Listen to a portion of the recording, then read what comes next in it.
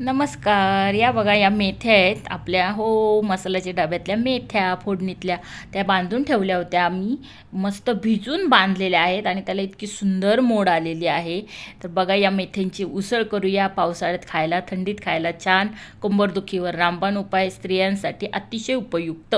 1 वाटी तुरीची डाळ घेतलेली आहे, मेथ्या घेतलेल्या आहेत, दोन्हींना आपण एक शिट्टी करून घेणार आहेत. ओलं खोबरं घेतलं आहे, इथं गोडा मसाला घेतला आहे आणि गूळ पावडर घेतली आहे, गरम मसाला आहे. तर चला आपण डाळ आणि मेथ्या शिजून घेऊयात.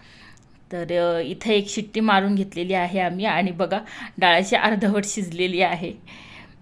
आता फोडणी करूया. मस्त हिंग आणि मोहरीची फोडणी केलेली आहे. त्याच्यामध्ये ओलं खोबरं घालायचं आहे आणि छान मस्त परतून घ्यायचं आहे. काही काही रेसिपी खरंच पारंपरिक आपल्या पद्धतीने केल्या तर खूप सुंदर लागतात. कांदा नाही, लसूण नाही, अतिशय सुंदर चव लागते. बघा, या मेथीचं अशा निथळून घाला. मेथ्यांचं पाणी आहे ते कडू लागेल. जर तुम्हाला आवडत असेल तर पाण्यासहित घातली तरी हरकत नाही, पण तो कडवटपणा जरा जास्ती लागेल म्हणून आम्ही असं निथळून घालतो आहे. म्हणजे घरात मुलंसुद्धा खातात ना.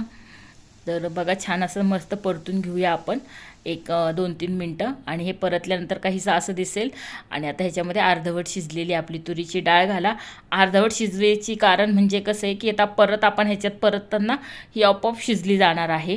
तर तुम्हाला आता ती उसळ जर कशी थोडीशी रस्साट पाहिजे असेल किंवा थोडीशी घट्टसर पाहिजे असेल त्यानुसार जर पाणी ॲड केलं तर गरम पाणी ॲड करा आणि उकळून घ्या. त्याच्यामध्ये आता चवीनुसार मीठ घालायचं आहे.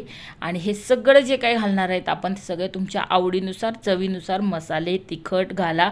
धना पावडर घातली, लाल मिरची पावडर घातली, गोडा मसाला घातलेला आहे आणि गरम मसाला घातलेला आहे. तर या स्टेजला तुम्हाला कांदा लसूण मसाला घालायचा आहे तर तोही घालू शकता, पण आम्ही अवॉइड केला आहे. तर हा मसाला घातल्यानंतर सगळं छान एकजीव करून घ्यायचं आहे आणि मस्त एक छान वाफ काढायची आहे. तर बघा, वाफ काढल्यानंतर हे काहीसं असं दिसेल. तर आता ह्याच्यासाठी गोडीसाठी म्हणून आम्ही इथं गूळ पावडर ॲड केलेली आहे, साधारण 3 ते 4 चमचे घातलेली आहे. तर ह्या गूळ पावडरला ऑलरेडी गोडपणा कमीच असतो. तर आता ह्याच्यामध्ये तूप घातलेलं आहे छान. आणि आता हे परत छान मस्त हालून एक वाफ काढायची आहे. तर इथं आई मस्त कोथिंबीर चिरती आहे, तिची फेवरेट कोथिंबीर. आणि बघा किती मन लावून पेरते ती छान अशी, आणि दिसते किती टेम्पटिंग आणि असं पटकन खावंसं वाटतं. वास पण छान सुटलेला आहे. आणि आता आई मस्त सर्व करते. आम्ही लहानपणी याच्यावर शेव आणि कांदा घालून खायचो. तर लाईक करा, सबस्क्राईब करा. बाय.